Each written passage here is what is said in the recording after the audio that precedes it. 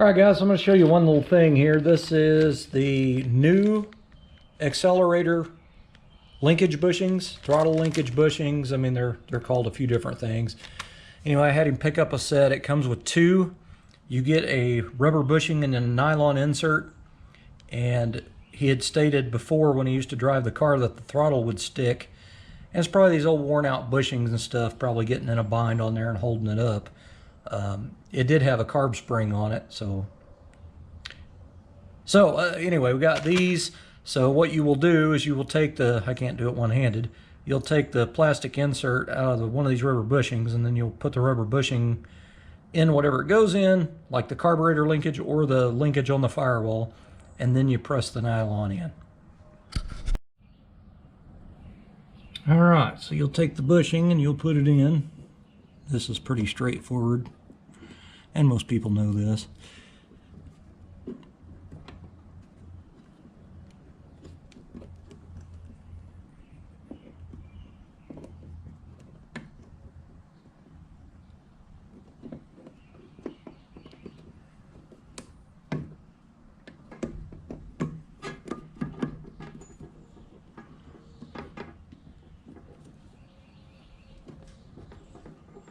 And press it in like that.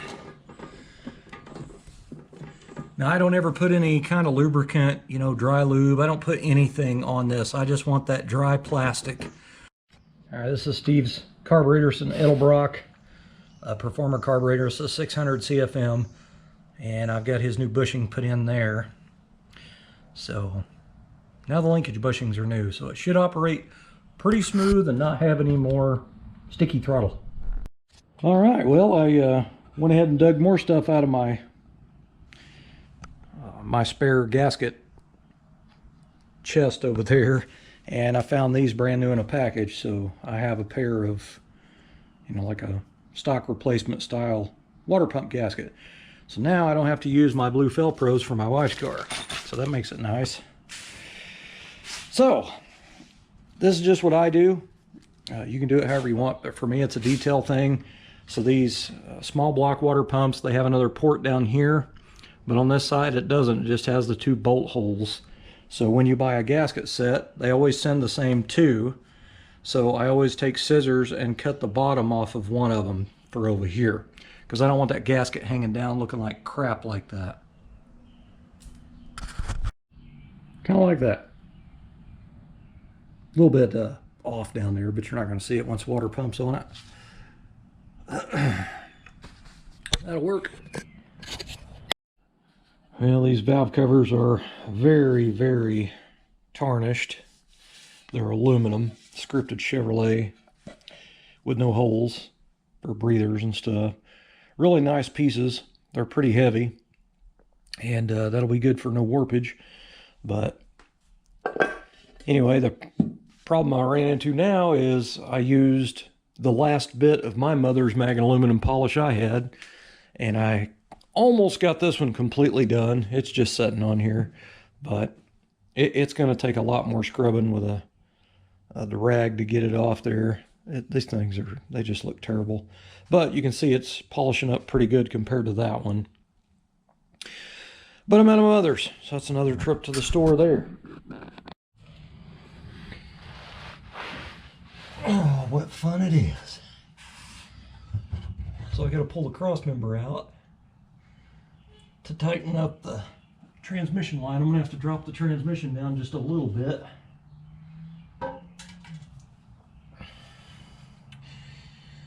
And I can't get the bolts in the floor for the floor shifter.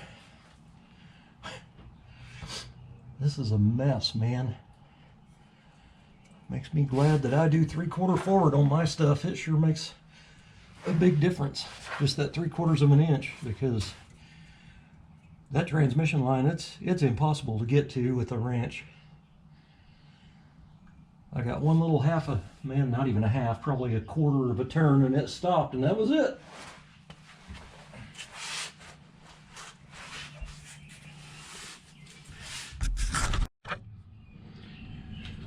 Well, I think I got it.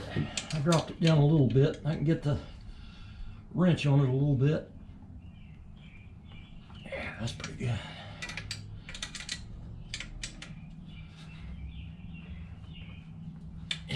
that's good, man. All right. Now, I'll jack this back up, put the cross member back in, bolt down the 2 bolts in the trans mount, get the motor mounts tight, and then, well, you get the idea. There's lots I can do.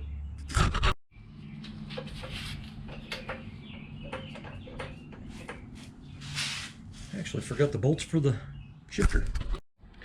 Well, you probably can't hardly see it in here. It's kind of dark, but those are button head Allen bolts, and before they went in from the top down, so now I'm having a little bit of problem with clearance on the shifter, because it goes, there's an arm that goes through that slot and bends and goes around the side, and I don't even know if it's going to work now because the transmission's so close to the tunnel.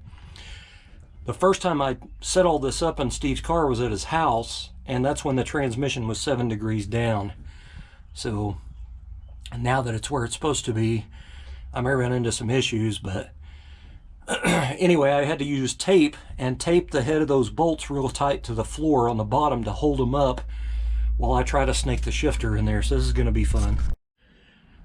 All right, well, I put some spacers, which are basically just one size bigger nuts, over those bolts, and then put the nuts on the top, or put the shifter on and then put nuts on the top. I'm trying to get as much clearance as I can on the floor, and it did not work. There is no way. There's going to have to be some thought put into this and some fabrication, I guess, because I can't get the, when the transmission goes up where it's supposed to be, the way the shifter is designed, it has an arm that goes through that floor and angles out to the side, and the transmission, it's so close to the bottom of the tunnel, it's just not going to work. So I don't know. Golly, I hate trying to put aftermarket crap on stuff. It drives me crazy. Nothing's ever a bolt-on. Now that worked before because the transmission was set up on the cross member 7 degrees down by the transmission shop that worked on it for him. So when I went to his house and put the shifter in, I didn't know at the time that the transmission was that far down. So now that it's up where it needs to be, I can't put the shifter back in. So the transmission body hits that. So right now I'm trying to figure out what in the hell I'm supposed to do to make that work. So, always fun stuff, always.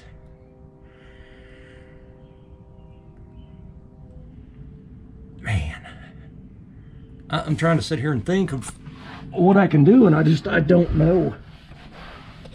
It's amazing.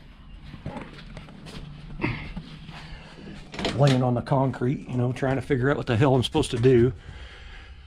The only thing that I can think of is I'm going to have to cut the floor out further this way, and I'm going to have to pull this arm way out here, so I'm going to have to put some spacers on there with longer bolts, maybe. Man, this is frustrating.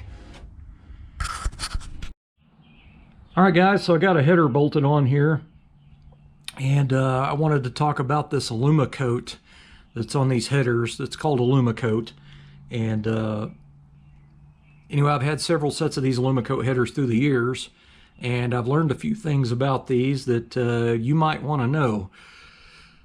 First of all, when you put them on the car and you get them all tightened down and everything, obviously you're going to handle them all over the place. You're going to have fingerprints on them.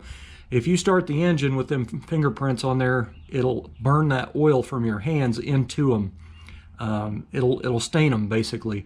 So after you bolt the header on and you're done tightening it and all that, go back over it. I use a microfiber with Windex all over it, and I go back and wipe everything down real good. And that way when it starts, it's not burning any oils from my fingers to it. Now there is a problem that you can have with these, and it's if you're doing an old hydraulic flat tappet camshaft and you have to break it in for 20 or 25 minutes, you usually have to have the RPM up a little bit when you do that. And it is not recommended to run this style of this Alumacoat to break in a cam, because I guess these have to be heat cycled a couple of times. I don't know. So Anyway, what I think I'm going to do is when we go to break the cam in, I might turn a fan on and let a fan blow over this real good. Maybe that'll help, I don't know, but I don't really know what else to do. If we don't have another set of headers to put on here to break it in with, you know what I mean? But anyway, I thought you guys might want to know that because I have read that either in some instructions on one set I had, or I don't remember. But these are actually Patriot. He bought these from Summit, and these are the, I guess, 3/4 length is what they'd call. But anyway, they're not full length, like meaning they go down and then go back. They're kind of, the outlets are at an angle down here. So if you do have to do some exhaust at home, you've got to put a 45-degree bend on there. So anyway, I've had many sets of these and I like them. I've actually used Speedway's line of the Aluma-coated headers. They're almost identical. They may be made by Patriot, I don't know, but anyway, that's a pretty good header, and I've had good luck with them. So just thought you guys might want to know that. So I changed these bolts out with some stainless steel button head Allens on this, because before, when I was working at his house, I just installed some these are the old oil pan or timing cover bolts that was in a box, because they had painted the engine the body color with the bolts and everything on it, and then they took all the bolts out of everything, the pan and the front cover, and put in ARP bolts and broke all the seals loose. So anyway, these were a whole bunch of these in a box, so I'd used 2 of these painted copper on that accelerator linkage pedal on the firewall, or bracket on the firewall, and I didn't like it, so changed it out to a couple button heads. If you want to get a couple of button head bolts, those are 1/4 by 20 thread, and I want to say those are 1/2 inch long that I used, so just in case you want to know. Well, this is Steve's starter. I think I remember him telling me he had this rebuilt. There is a shop in the town he lives in, or town he lives close to and works in. I think he said he had this rebuilt. It's just a GM starter. But anyway, I did start the car before. Now, one thing I noticed here is these are regular bolts. These are not starter bolts. Starter bolts are supposed to have knurling up here on this top edge. So I'm going to have to get some starter bolts. These are not going to work. And threads is pretty flattened off right there a little bit. So, man. I'll dig around in my box and see if I have any, but I don't know if I do or not. I may have to get some. So I started looking online for the correct starter bolts, the length. There's a few different ones, and I come out here and I was like, well, I'll measure the ones that were on there, and then I thought I better stick it in there to make sure it is long enough, and it is not. You can actually see on the threads, you can see where it's shiny for like about right there where my fingernail tip is. All this right here wasn't touching because the threads aren't right even with where the block's flat, where this goes on. The threads go in there quite a ways before they start. Like basically the threads are deeper in the block than right here at the flat part where this mates up to. So this only had, what was that, 4 threads? I don't have my glasses on, but so that's not good. That is not good at all. But anyway, more parts to order, but you know what? I'm glad I caught it. Man, Steve's gonna have a full-time job keeping all this chrome cleaned up.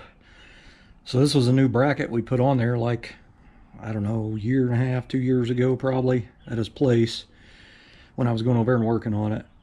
But you know, this was a brand new chrome bracket then, and it's already getting rusty.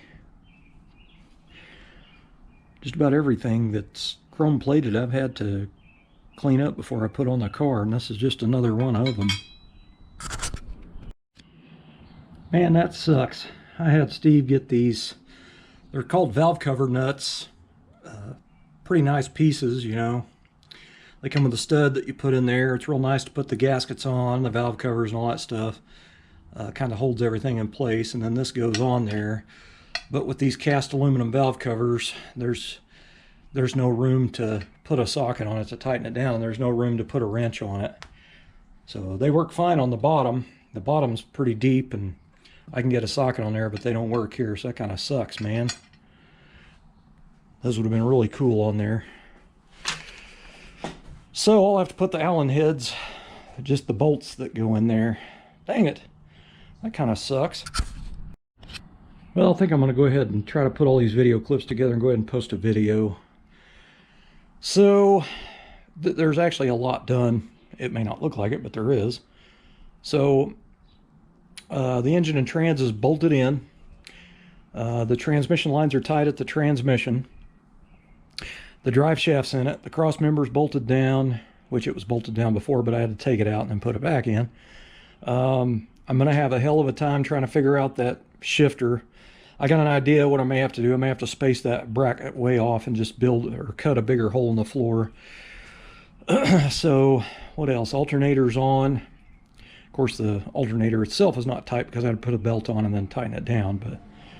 But both headers are on. They're wiped down, ready to rock. So the fuel pump is on. Now I could go ahead and hook up the rubber hose to this, but I want to wait until I got the aluminum line done back there. And before I connect it to the sending unit, I'm going to blow air through that. Make sure there's no, shavings or dirt or debris down in there. And then I'll hook this and tighten it up. See, water pump's on, crank pulley's on. Of course, the intake is not put on yet. I still need that canister. Steve said that he would go over and get it, and then I texted the guy that has it, and he didn't report to me back until the next day, so I'll have to see if I can get Steve over there to go get that. It is there. I just need him to go pick it up because it's not too far from his house. What else? I guess that's pretty much it for now. I did go ahead and paint the drive shaft straps. You can kind of see where the outline was. I painted them that universal gold so they look like gold anodized, or gold cad, I guess. I painted the bolts black. Before I just cleaned them up and used them, and they were surface rusty, so when I got them out of the bag they were pretty rough looking, so I went ahead and wire wheeled them, wiped it down, and shot those. But anyway, I was going to put the starter on, but the bolts are too short and they're not they're not actual starter bolts with the knurling on them to keep them from moving around. And of course I can't put the intake on yet, so it's quite the mess. Little ways to go. So I'm going to go ahead and take this fitting out, and I'm going to put a plug in here. I'm also going to go ahead and plug this because Steve doesn't have vintage air right now, and before, when we started at his house, we had a fitting here, and I just took a piece of 5/8 heater hose and looped it over to this one, and it looked like hell because it was kinked. He's probably, I don't know how long he's going to drive it without vintage air, so I'm going to go ahead and plug these, and I'm going to put this in a bag so he can get it back, because we're definitely going to need that when he does get vintage air to put that back in there. And I do have his fitting for here, so I'll put them both in a bag basically. But I guess that's about it. Did run into a mess on these lug nuts on these Kragers. I had Steve, when you buy these wheels, it says lug nut style 60-degree conical seat. So I had him get me some splined 60-degree lug nuts because they're skinnier and you can get a socket on there without scratching up the chrome. And when you put them on there, they don't get very many threads. So I went back in there and done a lot of research and found out that there's lug nuts that is a 60-degree conical seat with a shank. A shank is actually a stem, basically, that will go down in the wheels. So you end up getting more threads out of your lug nuts. So, I've never had Kragers, so I didn't know. I just went off of it saying 60-degree conical seat. So we're going to have to get those lug nuts, and they are pricey. So that kind of sucks. What I think I'm going to do is, when we figure up the bill this next time, I'll subtract what these lug nuts were, and I'll keep those because I can probably end up using them on my new 55 project. So no worries there. Got the spinner on. That looks pretty cool. I wish we could have painted that, but I just don't want to spend the time doing it. There's too much other stuff to do to worry about little details like that right now. But so now I need to do the torque converter bolts, and then when the torque converter bolts are in and I get it rotated back around on top dead center, I'm going to put the spark plugs in, and that should be good, man. Should be good. But anyway, guys, it's it's getting there. So I did get my 2-door post that Randy gave me put in the fence. I've got the 4-door sitting out here.